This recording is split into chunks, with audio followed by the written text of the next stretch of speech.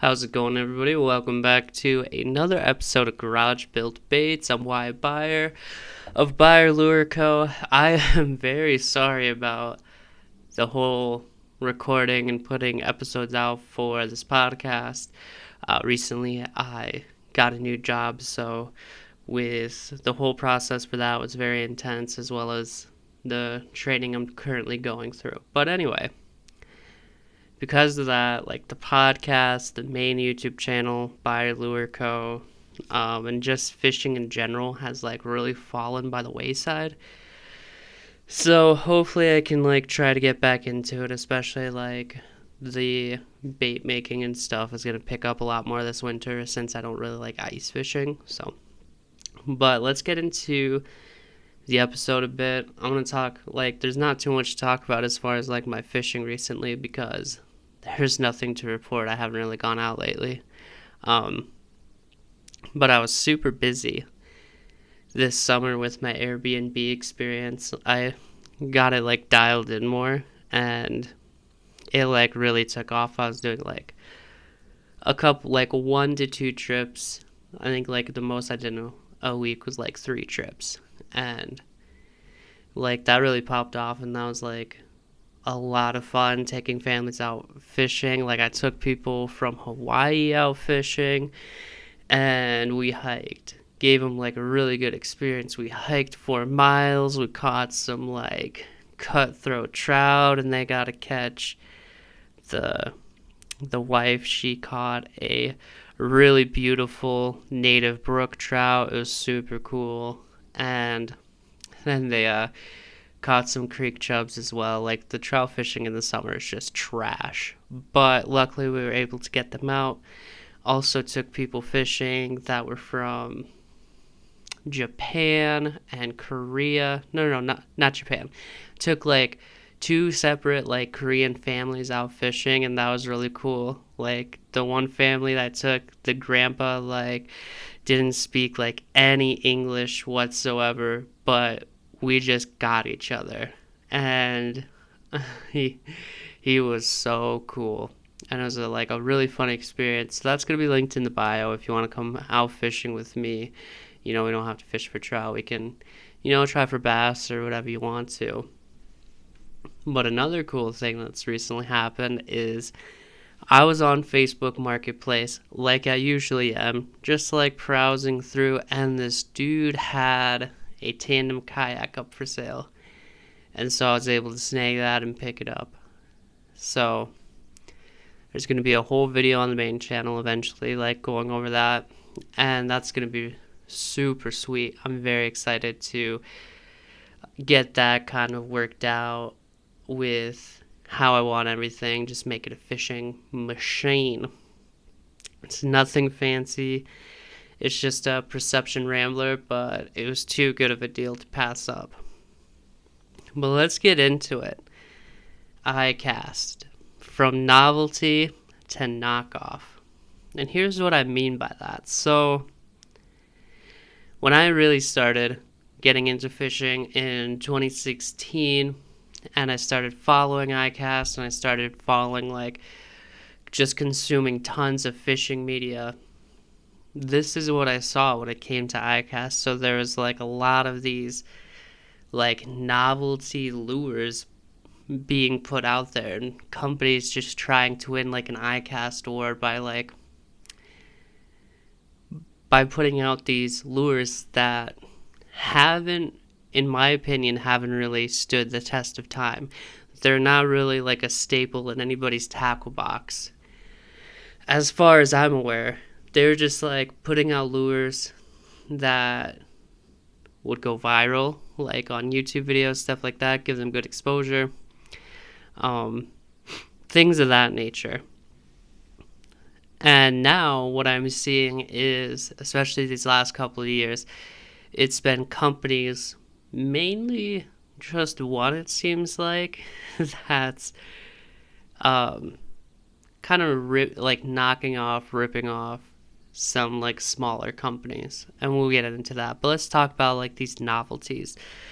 So like I said, 2016 really started to get into it, and Savage Gear won a best of award at ICAST for the Savage Gear Suicide Duck. So the Savage Gear Suicide Duck, and that's the duck where it's a topwater bait. The 2 feet on the back are props that spin, so kind of like a plopper or prop bait style lure, and then it has a feathered treble on the bottom, like up near the neck, and then on the back, more near the tail. And a pretty novelty lure, in my opinion.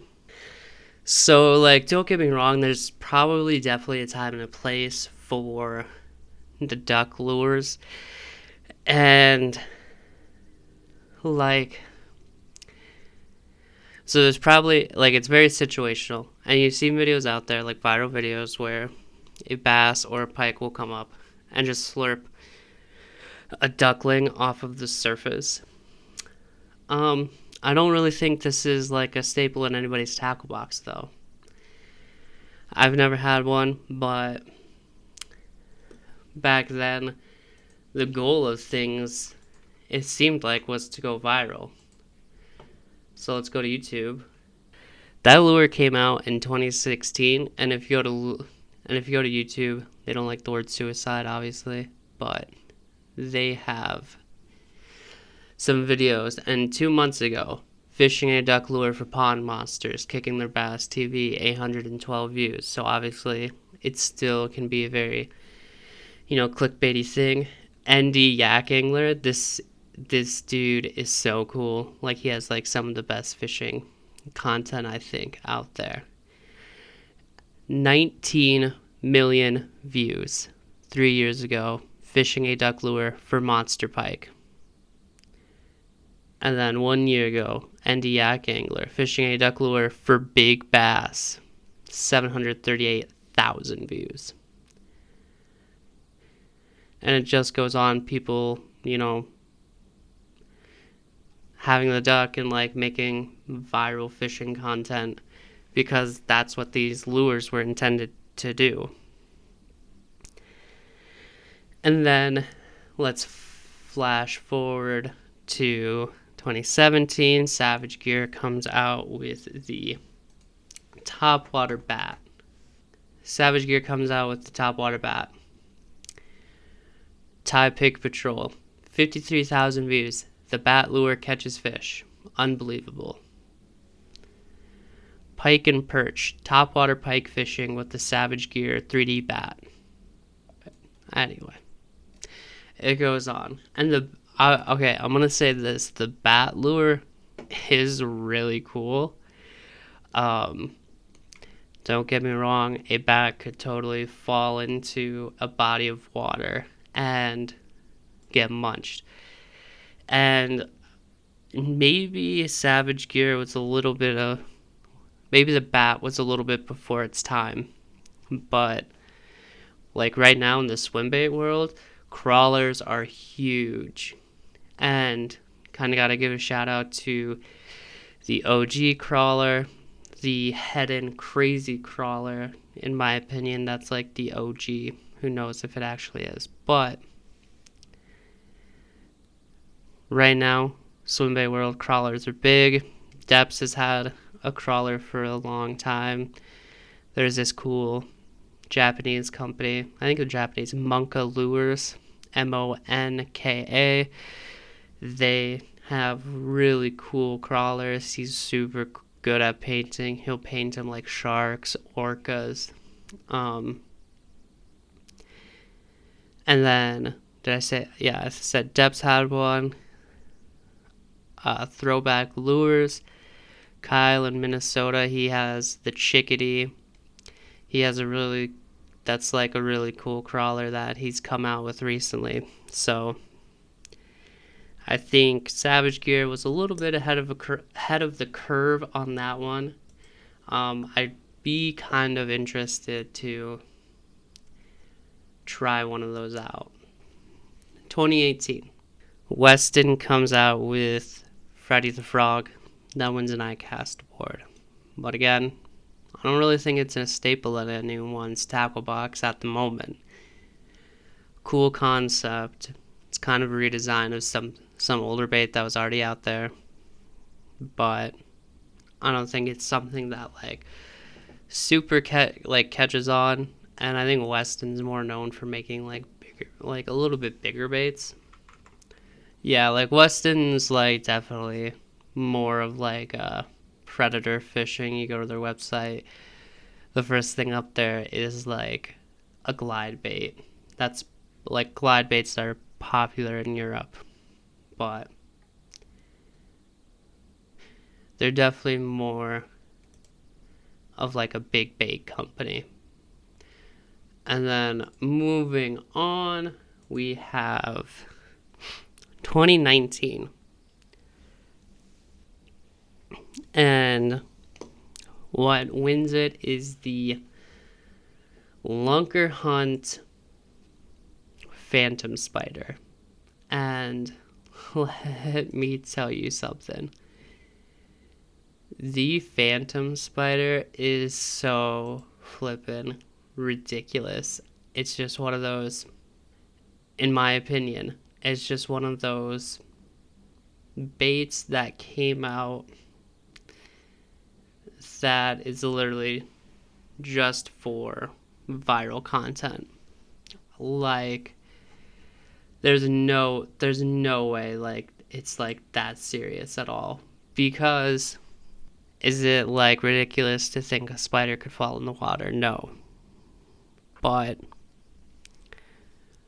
also spiders, aren't the size of a flippin', they're not that big. And I don't see really people fishing that anymore. Alright, so we go back. The spider lure catches fish. Unbelievable. Almost 300,000 views by Thai Pick Patrol. North Dakota Yak Angler. Bass loves spiders. Anyway, so and I only went back to 2016.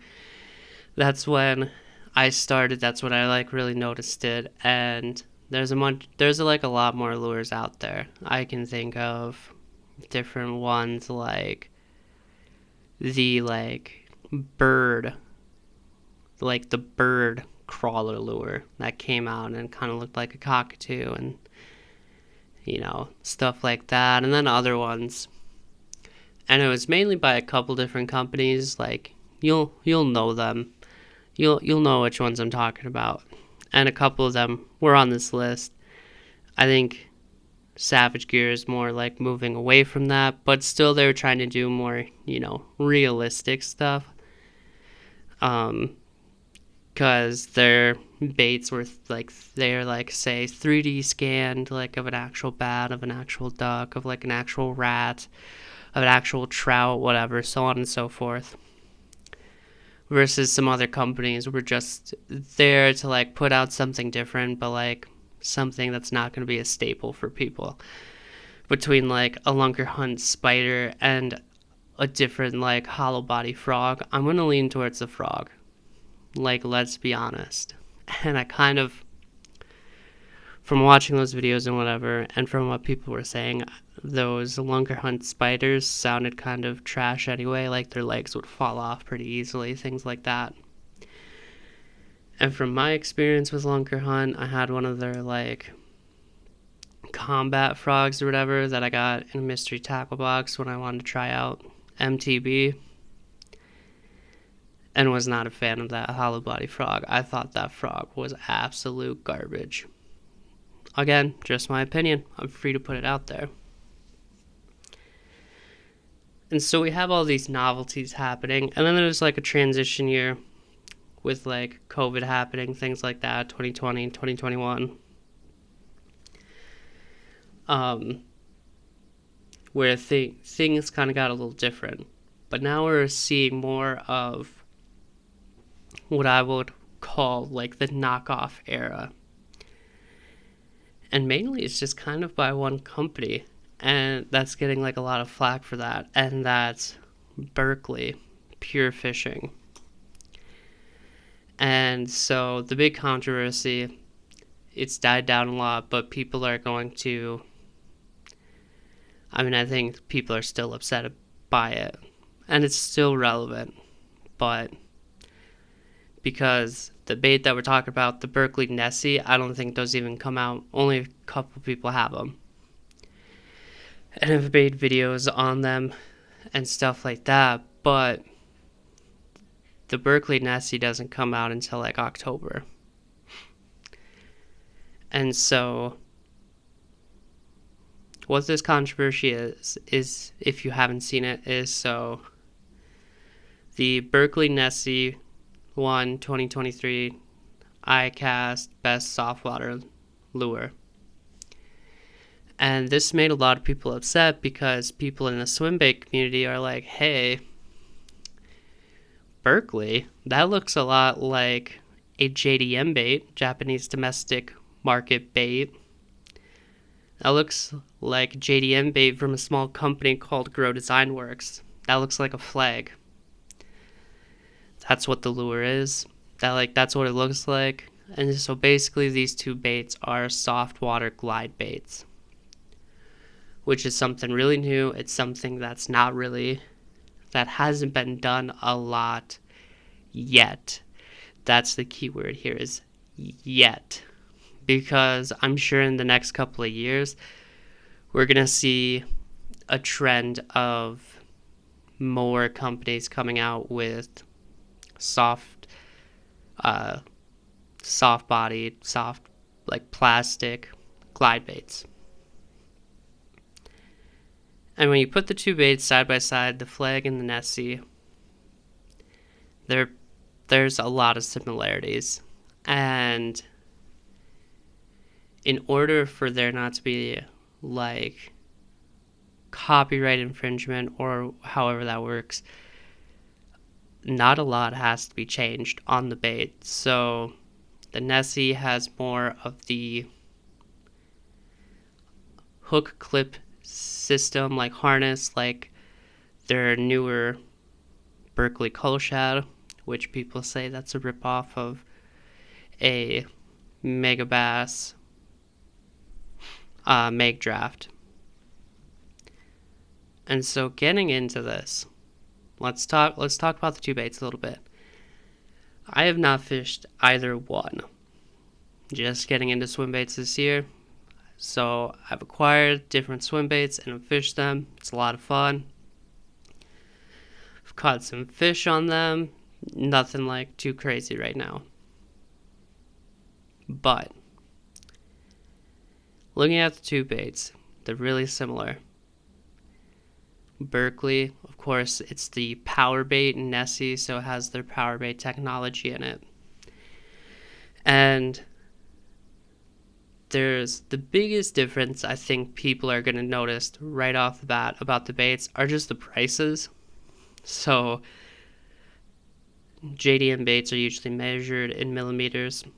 So when I say like the flag, Grow Design Works, the flag 170, it's 170 millimeters. That's going to be, a 6.5 inch bait. So the flag 170, the price tag on that is $46. The flag 255, like the biggest version of it, I think, is $100. Versus the Berkeley Nessie, the 7-inch version, the 7-inch version is $10. The 9-inch version is $13. So obviously there's going to be like a lot of differences between those price points. And I don't think, as far as I know, no one's come out with a video directly comparing the two side by side, swim testing in a pool, a lake, whatever. But I think once the Berkeley Nessie becomes more readily available, I think we're going to start to see that. And I also think the fishing community in general is really divided by this, because the swim bait community is like, oh, I want to support small bait makers. I want to support people like artisan makers, if you will. The people that are hand making each lure, hand painting each lure. And with that comes limitations on what you can do.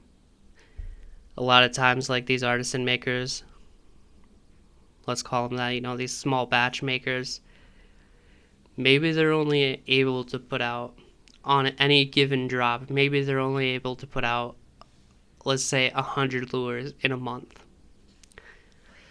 Versus all these people want them. That's a lot of demand.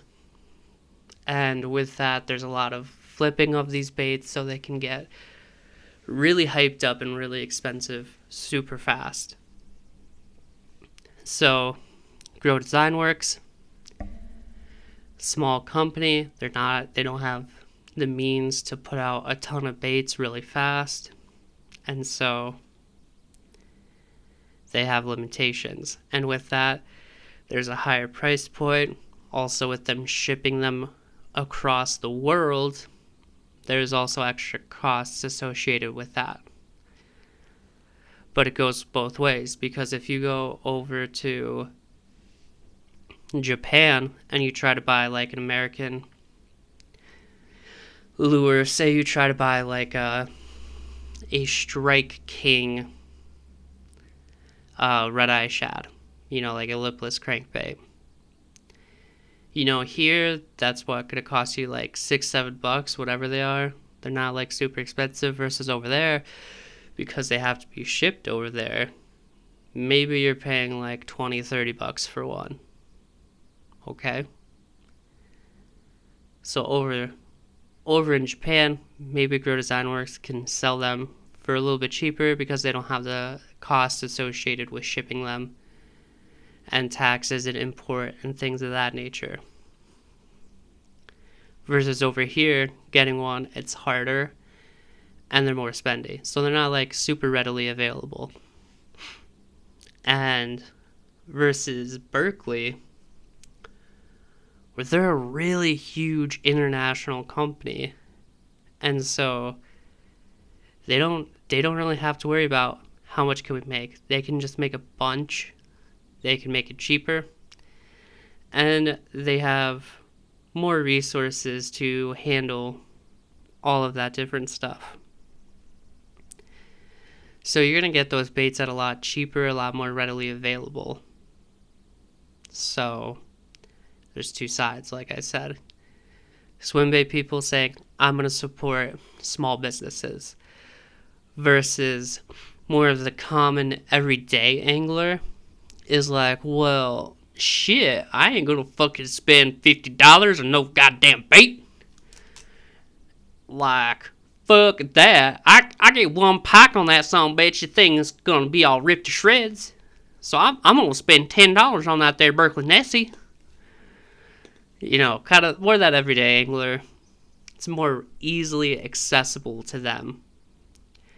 And with that, like, yeah, you throw a flag and, you spend $46 on the 170, and you have a pike just rip that to shreds. That sucks, because maybe you only get one fish on that lure then. And maybe not, you weren't even necessarily fishing for pike. You're just in a waterway that has them. Personally, I like pike. I think they're cool. Like, I don't always like catching the small ones. Those ones are a pain in the ass. But if I catch one above 24 inches, that's a cool fish. But yeah, I would be like pretty upset if one just completely like ripped my brand new lure to shreds and I didn't even get a chance to catch like a big bass or a big trout on one. So those Berkeley Nessies are more readily available, and that's a lot easier price to choke down like a $10 lure versus a $46 lure. If you happen to break off, or if you happen to get like one just absolutely ripped to shit by a fish. But Berkeley, lately they've been in the spotlight, especially recently, for knocking off other baits. Earlier this year, they had the Berkeley Cull Shad come out, and that's their harness paddle tail swim bait.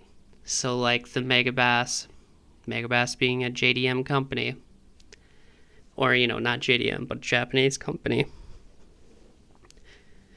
So them that being their answer to the Megabass Meg Draft.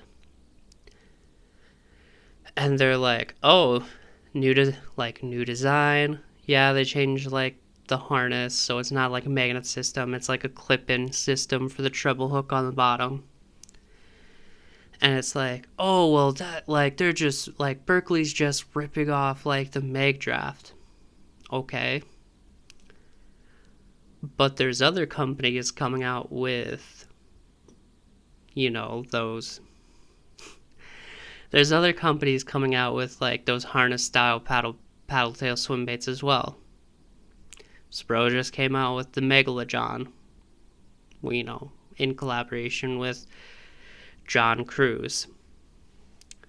And, the professional bass fisherman and owner of Missile Baits, John Cruz.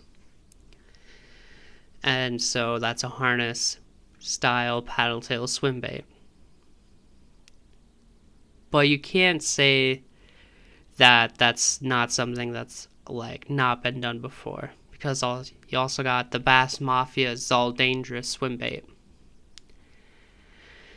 and which also came out along like the same time as the Cull Shad. It seemed like when all those like harness paddle tail style baits coming out earlier in the year, it seems like they're all coming out around the same time. But like that style of bait isn't exclusive to Megabass, because if you go onto like any website like the Hookup Tackle, you'll see other harness style paddle tail swim baits. Like, it's not exclusive to Megabass, because you'll see the Jackal, the Dunkel, and then you'll see other ones as well.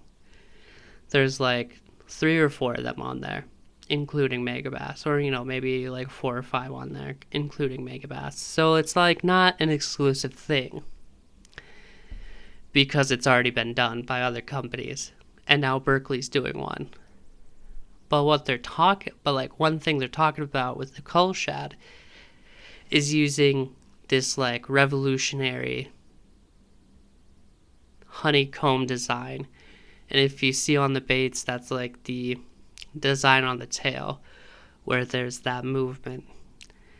And they used that last year on the Berkeley Stinger, and they used that in the previous year with making the Berkeley Gilly. And there was uproar with that because the Berkeley Gilly, people are saying, is a knockoff of another JDM bait. And that JDM bait also, same profile, same kind of thing, and also has that honeycomb design, which Berkeley has, air quotes, adopted, and has like made it into their own thing. But with like the Berkeley Gillies are more readily available than the JDM bait. JDM bait is more expensive. So it's and I have some Berkeley Gillies. I have not caught fish on them, but I haven't fished them a ton either. It's a cool bait, but let's look down at the common denominator of the Gilly and the Nessie. I would say that common denominator is professional bass angler Mike Iaconelli. Mike has been to Japan. He is a big fan of JDM baits, and he's credited with helping with the design of those baits. So maybe Mr. Iaconelli is seeing these JDM baits and is seeing an opportunity and bringing them to Berkeley, and it's like, let's do something similar to this, because they can change a couple of things and make it their own. So there's that. And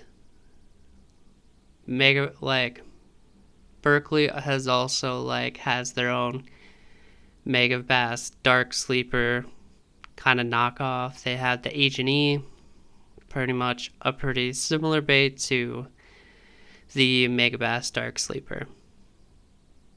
So I'm just throwing that out there. Berkeley, they draw a lot of inspiration from JDM baits in recent years. But I'm going to say that Berkeley is not the only one that's going to be on the hot seat right now for knockoff baits, and it wasn't the only company that people were upset with after this current ICAST. So there were several companies that came out with similar baits to the Depths Cover Scat. So we looked at the Depths Cover Scat a couple of years ago. I still want to try them. Just haven't gotten the time to not even gotten the time. Just I haven't gotten around to ordering anything. So the Depths Cover Scat is a craw imitation soft plastic. So it looks like a craw profile with the pinchers tucked in, but in all honesty, it looks like a piece of shit. Literally like a piece of poop. And they know it too. It's Depths. They're it's called the Cover Scat, poop, whatever. So several companies came out with their own version of the Cover Scat. So that was Missile Baits. There again, we got John Cruz. Then there again, we got John Cruz coming out with another bait with the Missile Baits.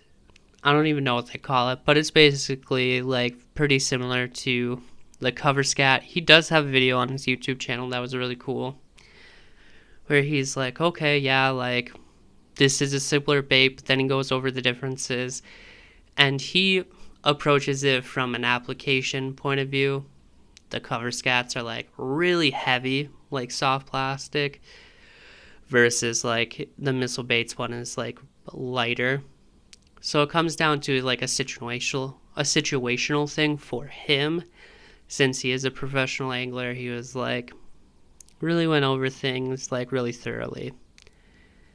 And I do like Missile Baits. I've caught my personal best bass on a Missile Baits D-bomb.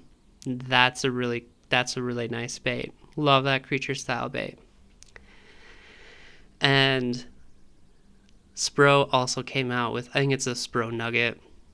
Again, pretty similar to a Depths Cover Scat. And there are other Japanese companies though that have things that are similar to the Cover Scat. Again, it's it's a situational bait, but it's one that I really want to try. Japanese fishing is super different from American fishing. They really have to go finesse, so they're constantly having to innovate to keep things fresh. Because they have pretty pressured fishing waters. There's several things left that I want to talk about to kind of round this podcast out, round out the episode. I personally would like companies to do more collaborations with small bait makers. A couple examples I can think of is not a huge company, also a small builder. But let's take, for example, Epic Bait Molds, and them working with small companies small bait makers to come out with baits. So an example is Epic Bait Molds working with Marling Baits and coming out with multiple different collaborations and them working together for different like soft plastic bait designs. And I do have several of them. I have a Epic Boss paddle tail, 6-inch paddle tail bait, and that was designed by Nate from Marling Baits in collaboration with Epic Bait Molds, and then also the Epic Boss, which is the 7.8-inch paddle tail swim bait that Nate designed in collaboration with Epic Bait Molds. And they have like tons of others, and I've seen Epic Bait Molds here recently work with like other small builders to create soft plastics. And the cool thing with that is Epic Bait Molds, they CNC aluminum, and so these designs can go out to people that pour soft plastics. So like I got those two baits from a small bait maker that pours soft plastics. I got it from Bait and Tackle, B, the number 8, N, and then Tackle. Cool dude. Those baits are cool. I've fished the Epic Boss here recently and had a pike swipe at it. I don't know what happened. We just didn't get a hookup, but there's teeth marks in the soft plastic. Just tore it right open. So I had to mend it a little bit. And then a big example that I can think of is Spro in collaboration with KGB Swim Baits making an ABS version of the KGB Chad Shad.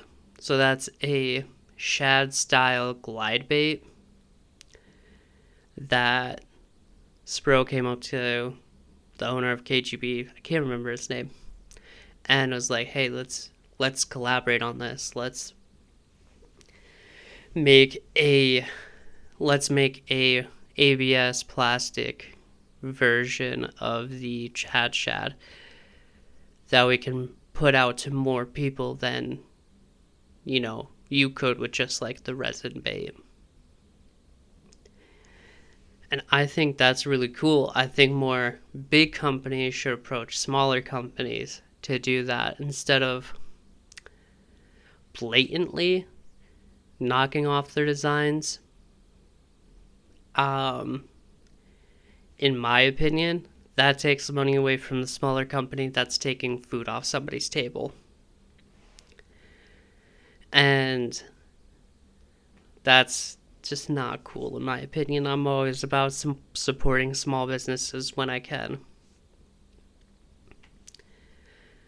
So I would like to see more of that stuff, because with these small bait makers, not a ton of them are trying to go overseas to get mass produced like ABS plastic baits. There's only like a few that I can think of off the top of my head. One being Jerry Rago Baits, and Black Dog Baits. And like Black Dog Baits, that's like the G2 Punker. I have that. That's a 6-inch topwater bait. It's like but it's not. But it's kind of like an oversized spook, but not really. It has a lot different action on top of the water, but it's super cool. And then like the G2 shell cracker, which is a wake bait.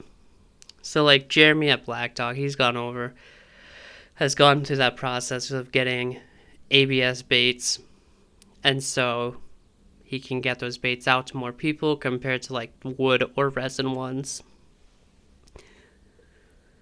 But I would like to see more big companies work in collaboration, because obviously the bigger companies have the more resources and more people like more knowledgeable people to do that versus like a small company that's a huge undertaking to do on your own. And then the last thing that I want to talk about before rounding this off is that eventually all baits at some point or another, if they're innovative, people are going to copy them. So let's throw out some examples here. So let's throw out like the river to sea whopper plopper. Huge bait, like super popular bait. But now how many other companies have prop style baits? And the whopper plopper like came from, Larry Dahlberg, and got inspiration from the muskie community, who is using those style of baits for a long time anyway. But then, river to sea, let's downsize this, let's make it like readily available for like the bass fishing community. So let's just think of all the companies that have plopper style baits besides river to sea. You have, I think, Ozark Trail, the Walmart brand, has a plopper style bait. And then you have the Berkeley Chapo, and you have the Guggen Squad Revolver, and then you have other ones out there as well. Those are just the ones I can think of off the top of my head. And then we look at a bait such as the Z-Man chatterbait. Well, like how many other companies have a bladed jig now? Like a ton of them. Besides Z-Man. And I don't think one company really does it any better than the other. I think the chatterbait's still probably the better one. Not a favorite bait of mine, but like I respect what it is. So for that, you have the Strike King Thunder Crooked, and you have the Berkeley Slobber Knocker, and you have the Guggen Squad, the clickbait. So, there's a lot of different variations of like a bladed vibrating jig now. And let's look back at what I was talking about earlier with the Berkeley Gilly. Like that, if you go onto like the hookup tackle and you look up soft bodied swim baits, I don't know which company originally like had that design, but now there are multiple baits that are like that have like the Berkeley Gilly knocked off. There's multiple Japanese companies that have baits of that style. So like if you look at the hookup tackle, you'll find multiple from different companies. Like I said, same with like the mag draft. There's a lot of different companies, American and Japanese now, with that style of bait. And I think that's just how the fishing industry goes. A company will come out with something innovative. Another company is going to have make something like similar. Make their own version of that bait. Because it's not like Rapala came out with, the original floating minnow. There's a lot of other companies that have stick baits, jerk baits now.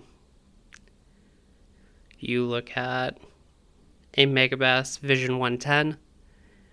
There's a lot of other companies that make versions of that now, and then there's companies that are making knockoff blanks of that.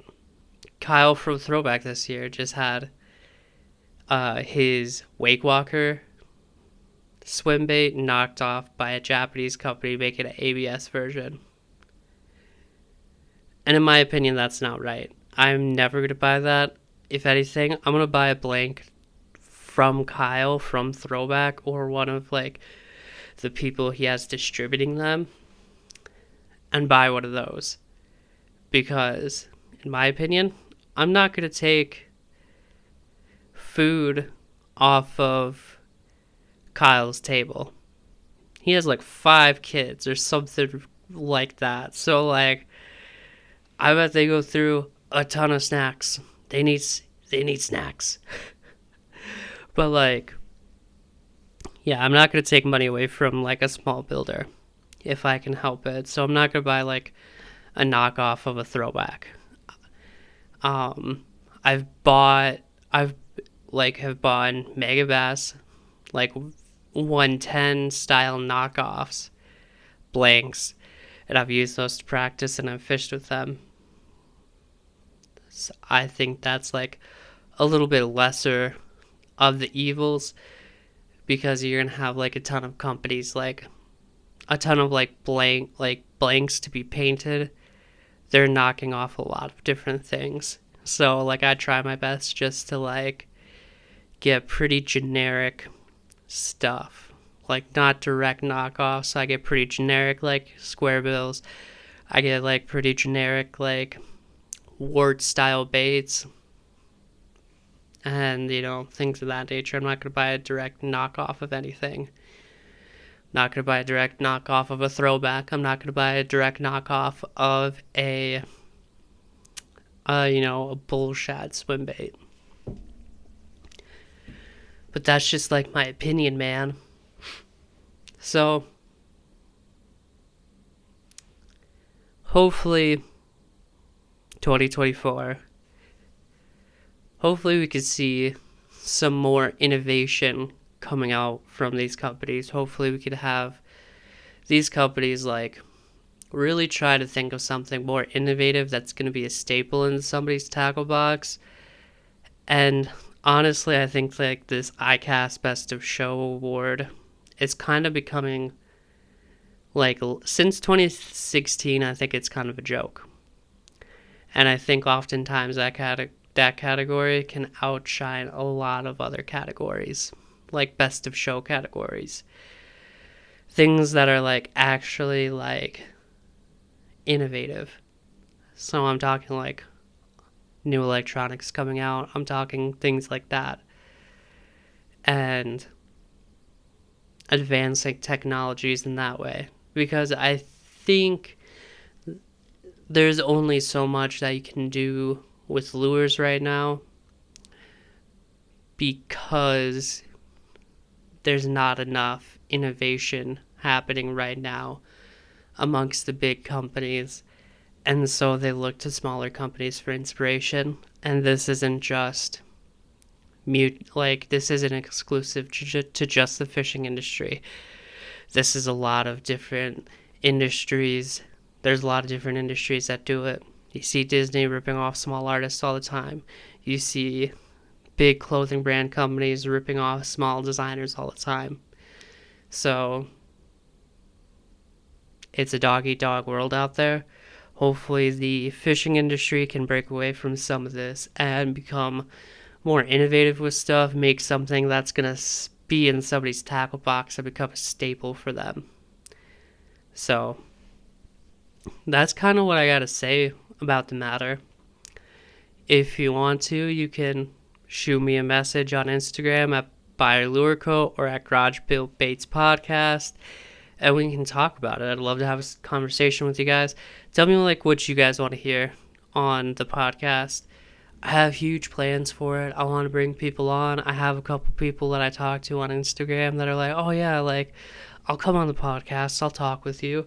That'd be really cool. It'd be really cool if we could get Kyle from Throwback here. It would be really cool if we could get Nate Marling on the podcast. It would be super cool to get Spice Can't Fish on the podcast. Actually, like, I think he will come on because we talk and we send each other funny fishing reels quite often. There was a point in time where we were like really talking like a lot, and my partner was like, are you talking to Spice again? And I'm like, yeah. We're just like messaging back and forth, talk about fishing stuff. So it's cool. He's that guy, I think, has a lot of fishing knowledge that he can share, and he has like some really cool baits as well that we can talk about. But don't want to ramble, don't want to waste your time. couple of ways that you can support the podcast. There is a buy me a coffee link down below, so that's just a way you can like support the podcast. Send some money, we can use it to, like, I'll use that money to go back into the podcast if we want to make stickers, or like it could go to like buy a webcam so we can have like really nice visuals along with this audio, or we could buy like a nicer microphone for this audio. And then you can also, if you want to come fishing out with me, you can go through AirBnB experience. I can take you out fishing around, the Black Hills where I'm located. You can follow me. That's like the simplest way to offer your support. Just follow and offer engagement and share. That's like super easy. It doesn't cost you anything, but it helps me out a ton. You can leave reviews for me as well. That takes a little bit more of your time to go and do that, but it's greatly appreciated. So we can get this podcast out to more people. It's not like the podcast is still starting out, so it's probably not super great, but something that I'm really enjoying doing right now. But thank you so much for the listen. Hope you guys have a good one, and we'll see you for the next one.